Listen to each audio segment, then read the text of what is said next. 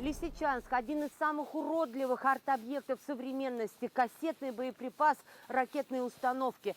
На фоне взорванных и сгоревших жилых домов этот остов реактивного снаряда как символ жестокости и насилия. Первый шахтерский поселок Донбасса, а сегодня промышленный город Лисичанск, практически оказался разбит от ракетных ударов ВСУ.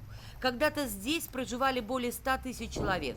Сегодня население уменьшилось практически на 2/3. Но даже в самые сложные времена, теряя близких и друзей, родные кварталы и дома, горожане сохраняли веру в свободу. Смутные времена мы уже пережили, самые смутные. Сейчас полегче.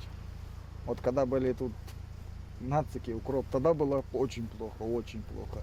Мирная жизнь в Лисичанске, подшефном городе Татарстана, восстанавливается. Ну надо тогда сейчас нам это все сделать срочно.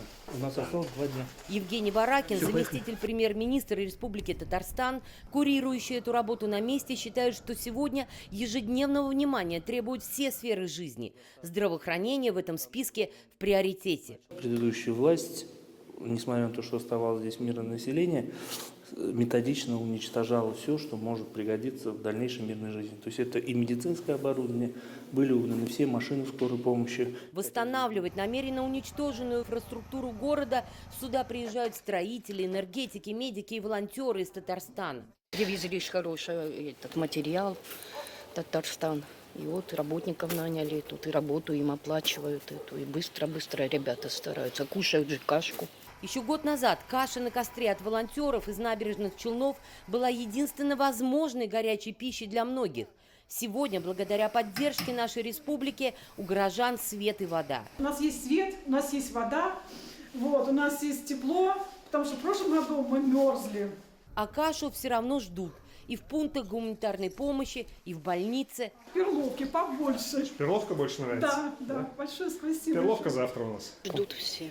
И бабушки по гололеду и шли, дедушки ждут. Из Татарстана идет гуманитарный груз, и это уже более 4000 тонн на сегодня. В этом особая поддержка для горожан. Сейчас фуры из набережных Челнов, продукты питания и памперсы для лежачих больных. Приходят вот такие вот памперсы. Возвращая жизнь в Лисичанск, здесь задумываются и о ценах на продукты. В местных магазинах товары из Татарстана. И цена, да? И цена так же самая, регулируемая. То есть цена 117 рублей, джем персиковый 117 рублей. Также, если вам удобно, можно взять у стеклянной. У заместителя премьер-министра Республики Татарстан Евгения Варакина и мэра Лисичанска Эдуарда Сахненко очередной совместный выезд на объект. Фактурная штукатурка. Ой, красота, это да.